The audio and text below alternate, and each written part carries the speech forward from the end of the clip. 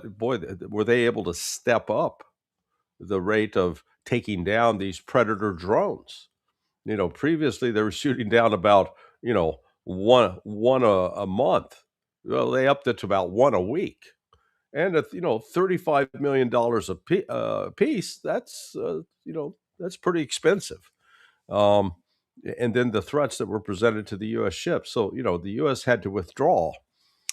What strikes me, and I'd be interested in what the professor is seeing, is the sort of the culmination of pressure, economic pressure on Iran came to a head back in 2015 with the signing of the JCPOA.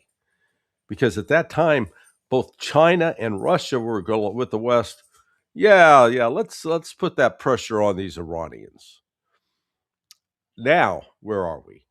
Well, with the snapback sanctions, and I still don't understand why they call them snapback, because my understanding is they never took them off. How can you snap something back that's still been there all along?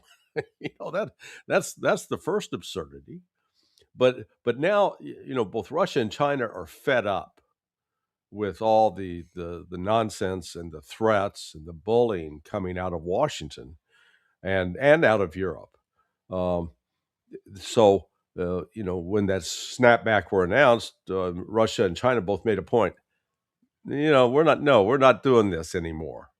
So I view that as that created an economic opening now for Iran that didn't exist 2 years ago, and that now they've got the collaboration with both Russian and Chinese, and I think even India, that